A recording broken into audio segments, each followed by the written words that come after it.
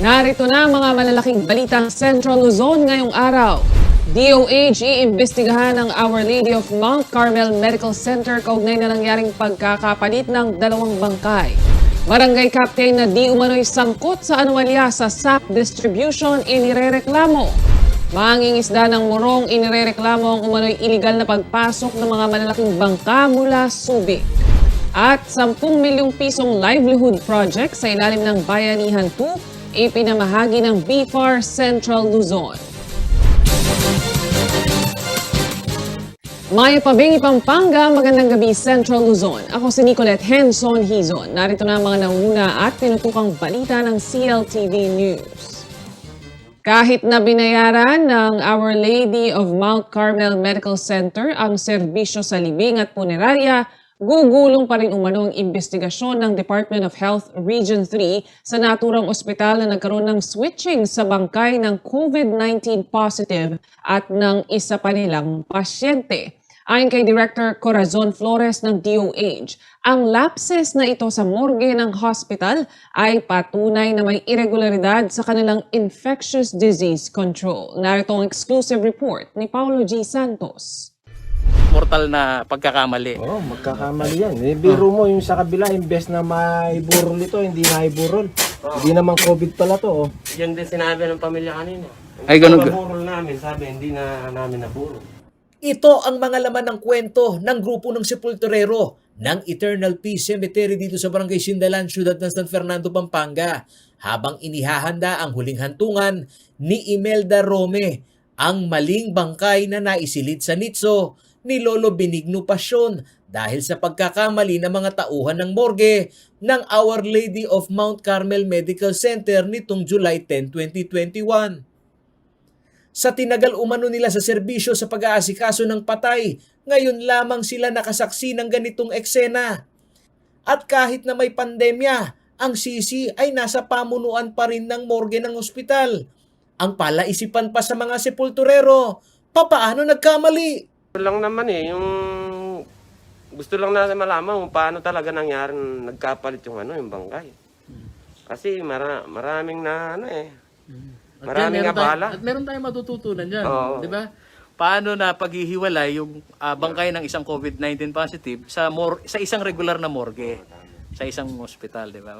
Sa paghingi ng saklolo ng pamilya ni Lolo Benigno sa Pampanga Provincial Health Office bilang local provincial IATF chief, iginarantiya ni Pampanga Governor Dennis Delta Pineda na walang dapat bayaran ang dalawang naabalang pamilya sa pananagutan ng Our Lady of Mount Carmel Medical Center. Ito ang naging sagot sa CLTV News ni Governor Pineda na tumawag rin ng pansin sa pamunuan ng ospital. Patatawagan natin siguro yung hospital. Gastusan nila yung paghuhukay ulit ng bangkay na yun. All right, Gov. Yun lang ang po pwede natin gawin. Wala naman tayong ibang po pwedeng gawin. Gastusan nila yan kasi gumastos na itong pamilya, nilibingin nila yan, nagbayad na sila. Ngayon, gastusan nila the rest dapat nung yung proseso na yan. Paghuhukay niyan at paglalagay naman nung COVID positive dun ulit sa paglilibing ulit. Gastusan nila yan. Hindi na dapat maglabas ang pamilya dyan. Sa pagsubaybay ng CLTV News team sa mismong libing ng bangkay ni Lolo Benigno at Aling Imelda, naroon ang ilang representante ng Our Lady of Mount Carmel Medical Center. Tumanggi silang humarap sa kamera, ngunit kinumpirma nilang sinagot nila lahat ng bayad para sa serbisyo ng magkabilang pamilya. Tumanggi naman ang mga ito na magbigay ng pahayag sa tanong na papaano nagkamali. Ayon kay Department of Health Central Luzon Director Corazon Flores, sa initial nilang investigasyon, ang pagkakamali ng ospital ay sa labeling ng 2 bangkay at gayon na rin sa authorized personnel na nagbigay nito sa mga tauhan ng punerarya. Siyempre, kinausap namin yung hospital owner, director, and then we made them explain what happened during sa pinamatay na pasyente, that should be proper labeling ng ating dead body. Yeah. At saka yung dapat yung nag-i-issue, dapat yung authorized personnel doon sa ating hospital. Mm-hmm. Guided naman anya ng mga protocol ang mga COVID-19 hospital kaugnay ng handling sa mga bangkay na mga nasasawi sa novel coronavirus disease. Ang silyadong body bag din umano ay palatandaan para sa mga COVID-19 patient lamang at ito'y dapat may label. Kasi dapat syempre naka-shield po yun dahil syempre we don't want to expose yung mga non-infected. Para sa infection control po, para ibig sabihin hindi po ma-expose yung mga other people po. Wala pa umanong natatanggap na letter of complaint ang DOH sa magkabilang pamilya na nagkapalit. Bukod sa administrative case, bukas naman umano ang DOH na magbigay ng kanilang findings report sa nangyaring kapabayaan ng ospital sakaling maghahabla ang pamilya. Samantala, sa panayam ng news team sa kapatid ni Imelda Rome, magbababang luksa muna umano sila bago pag-isipan ang susunod nilang hakbang upang papanagutin ang Our Lady of Mount Carmel Hospital. Inamin po nila na sila po ang nagkamali yung sa hospital po. Saan ho daw? Anong departamento? Yung sa morgue po. Sana magkaroon na po ng aral, magkaroon na po sana ng responsibilidad yung hindi lamang po dahil patay na ang isang tao ay hindi na natin bigyan ng respeto, bigyan ng konsiderasyon, kundi bigyan. Ang bawat sitwasyon ay dapat bigyan natin ng responsibilidad. Tinangkang tumawag ng CLTV News sa Information Office ng Our Lady of Mount Carmel Medical Center nitong July 13 at sinasabing tatawagan na lamang ang aming team para sa kanilang pahayag. Hanggang ngayon ay hinihintay pa rin ng CLTV News ang kanilang tawag. Paolo G. Santos, CLTV News. Upang matulungang makabangon ang mga nasa industriya ng pangisdaan na mahagi ng 10 million peso worth ng livelihood program, ang Bureau of Fisheries and Aquatic Resources sa mga syudad at munisipalidad sa gitnang Luzon. Ang ilang kababaihan sumailalim pa sa training para sa fish smoking at bottling. Si Rainiel Pawid ang may detalye.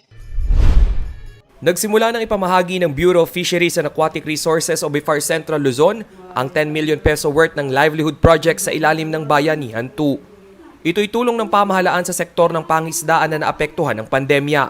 Kabilang na riyan ang mga nagtitinda ng isda gaya ni Ermelita mula sa Barangay Sabang, Morong, Bataan. Isa ang kanilang lugar sa nabahagian ng mga fishery processing equipment ng BIFAR. Bukod sa gamit ay nagkaroon din ng training program ang BIFAR para sa pagtutuyo, daing at paggawa ng bottled fish product. Sa panahon ngayon na pandemic, talaga po kailangan namin ng extra income po sir para magkaroon karagdagang kita para sa maipambili ng pagkain ng mga pamilya, sa pag-aaral po ng anak, sa mga iba pa pong mga kailangan namin. Tulad ni Ermelita, si Aling Teresita na tindera rin ng mga sariwang isda ay kinatuwa na may alternatibo silang kabuhayan.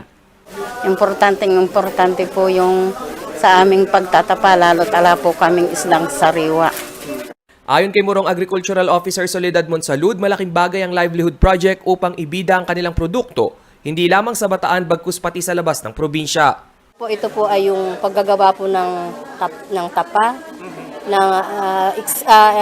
exclusively po para sa tilapia at bangos at saka po yung bottling po ng bangos. Ito pong project na ito ay wala pong cash out, kundi lahat po ay in materials, equipments at saka yung pong raw materials.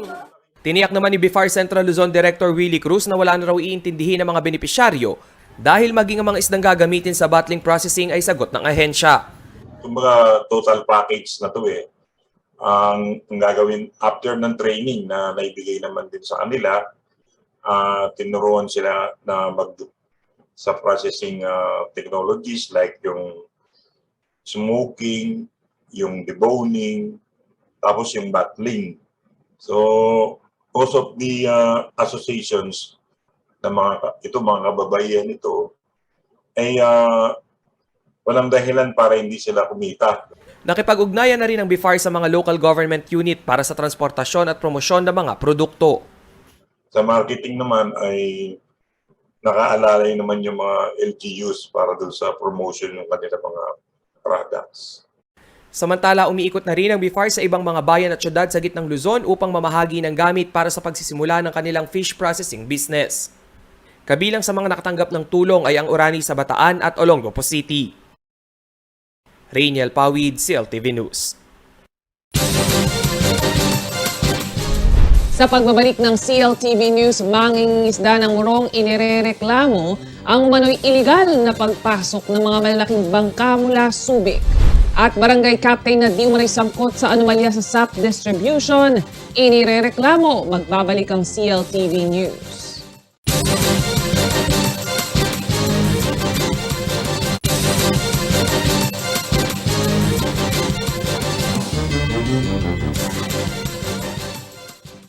Nagbabalik ang CLTV News at sa iba pang mga nangunang balita. Inirereklamo ng ilang mangingisda ng Morong Bataan ang umano'y iligal na panghuhuli ng mga malaking bangka mula Subic sa loob ng kanilang municipal water. Daing ng Bataenyong mamalakaya, gumagamit ng lambat na may maliliit na butas ang ilang mangingisda kung kaya't hindi na nakuhang lumaki pa ng ibang isda na siya namang dahilan kung bakit kumonti ang huli sa lugar. Narito ang report ni Rainiel Pawid. Kung gusto nyo sumampa kayo, sinabi pa sa amin. Kung gusto nyo manghingi na lang kayo, sabi pa sa amin.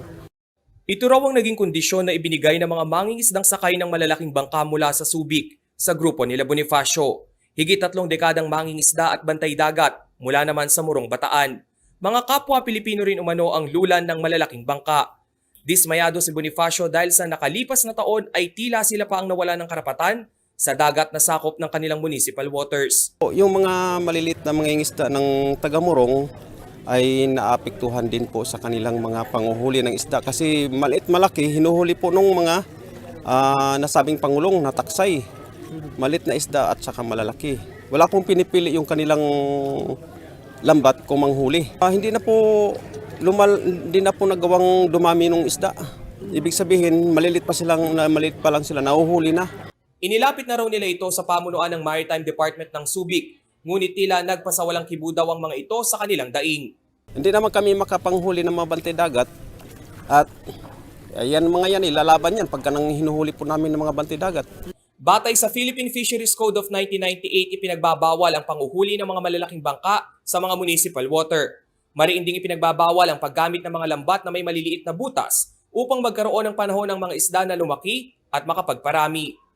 Inilapit ng news team ang problema sa Bataan Fisheries Division at sila umano'y makikipag-ugnayan sa mga kinauukulan ng Subic.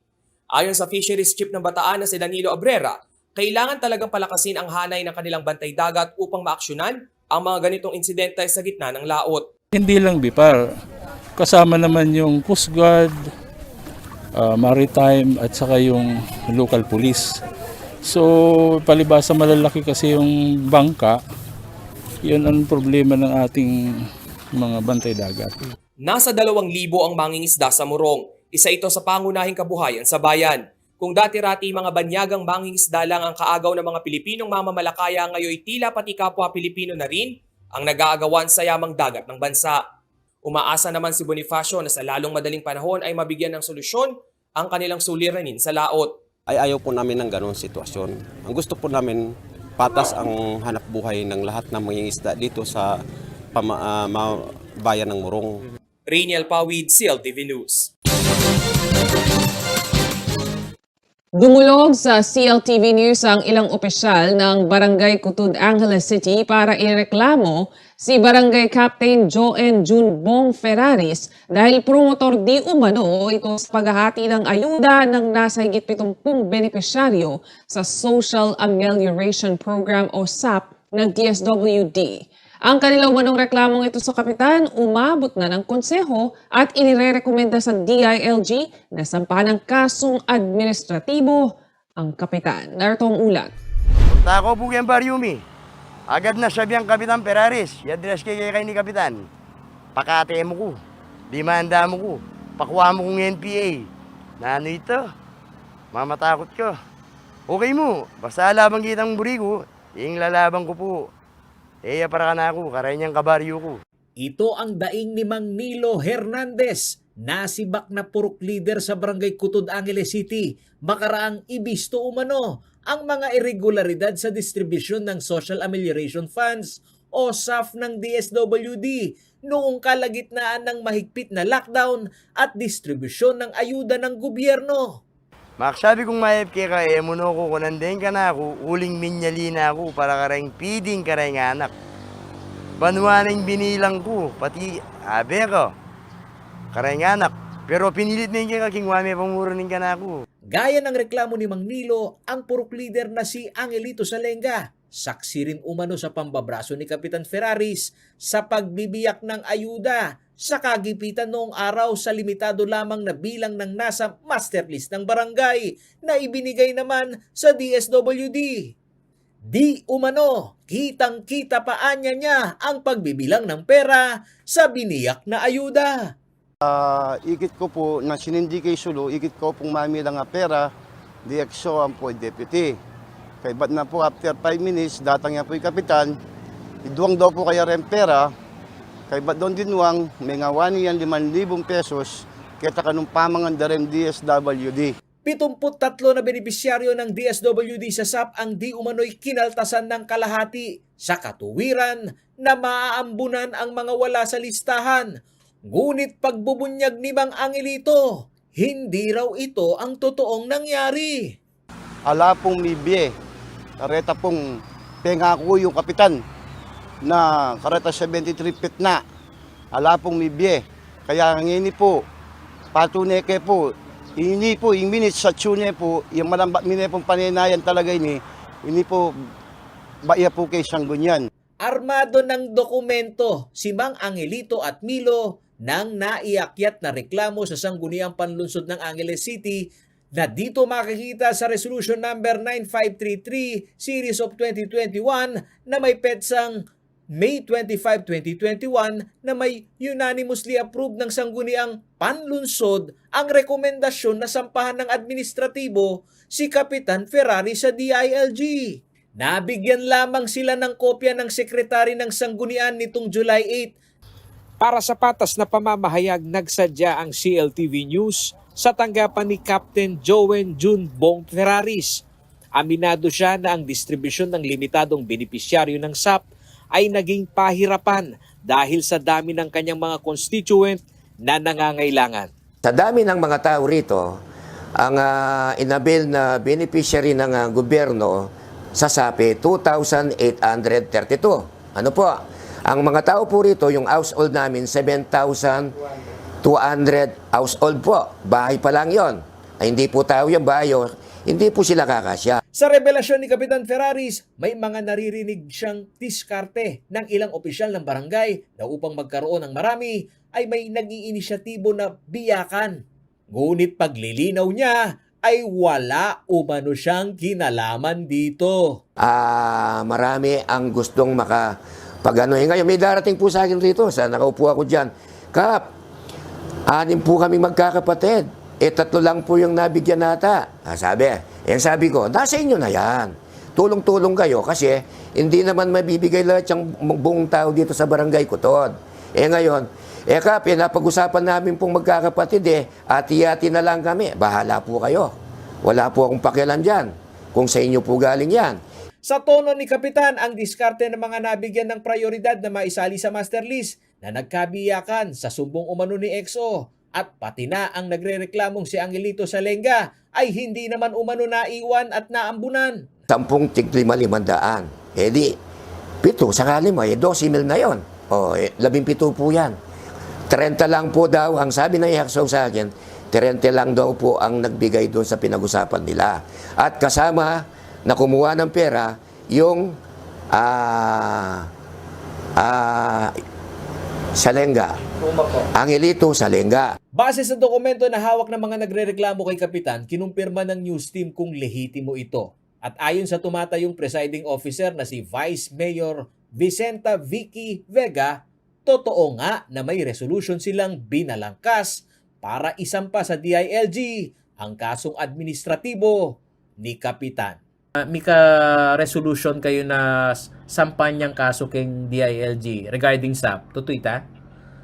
Opo, atin pong makanyan. So, atin yung probable cause, makantayong milyari kita resolution nyo. Opo, nung namin kang makakabit yan ni Sir Paolo. Paolo G. Santos, CLTV News. Sa pagbabalik ng CLTV News, Central Luzon-based financial institution isinusulong ang countryside development. Magbabalik ang CLTV News.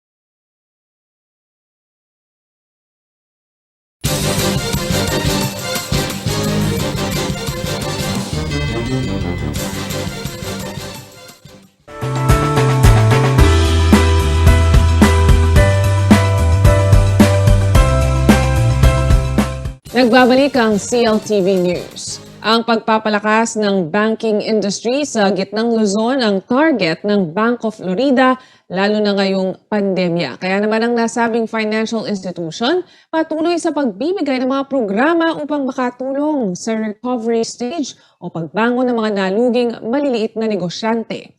Samantala, sisimulan na rin ang konstruksyon ng kanilang corporate center sa Central Business District ng City of San Fernando. Narito ang report. Ang matatag na banking system ay indikasyon ng matatag na ekonomiya. Kaya naman sa kabila ng COVID-19 pandemic, pinatunayan ng Bank of Florida na patuloy ang kanilang banking service sa mamamayan ng gitnang Luzon. Nitong July 14, isinagawa ang groundbreaking ceremony para sa kanilang itatayong corporate center sa City of San Fernando, Pampanga. This place, this institution will be focused on the countryside development as well as giving opportunities for employment and of course for our valued clients who are our micro, small and medium enterprises. Sa kabila ng pandemya, hindi umano nawalan ng trabaho ang higit 170 employees ng bangko sa buong gitnang Luzon. Sa katunayan, patuloy pa raw silang nagbibigay ng oportunidad sa ilang mamamayan ng gitnang Luzon na nais pumasok sa banking industry. Isinusulong din nila ang inclusive growth kung saan prioridad daw nilang mabigyan ng trabaho ang mamamayan ng rehiyon. Patuloy rin umano ang kanilang pag-aalay lalo na sa mga maliliit na negosyong nais makabawi bunsod ng economic slowdown dala ng pandemya. Of course, for those who have difficult ones, we continue to assist them in order to recover, to really make up for the lost time during the pandemic, which is over a year now, no? Dahil hindi pa tapos ang health crisis sa bansa, hindi rin daw isinasantabi ng Bank of Florida ang pagpapatupad ng safety protocol sa lahat ng kanilang branches. Binibigyang prioridad umano nila ang kaligtasan hindi lamang ng kanilang mga kliyente, kung hindi maging ng kanilang mga empleyado. Compliant ka lang sa mga protocols that are required by the IATF, by the government. Just be religiously complying with all the rules, no? So it helps a lot. Sa ikatlong quarter ng 2022, inaasahang magiging fully operational na ang Bank of Florida Corporate Center na nakikitang mas magpapabilis umano ng pagbibigay ng banking services sa mga maliliit na namumuhunan sa buong gitnang Luzon. GM De Jesus, CLTV News. At yan ang mga balitang nakalat ng CLTV News. Para sa karagdagan pang detalye, maaari niyong i-follow ang aming social media pages at CLTV36Official, at CLTV36News, at CLTV36. Kung nais niyong balikan ang mga programa ng CLTV, maaari niyong bisitahin ang aming YouTube channel at CLTV36Official at ang aming website, www.cltv36.tv. Kasama ang buong puwersa ng CLTV News and Current Affairs.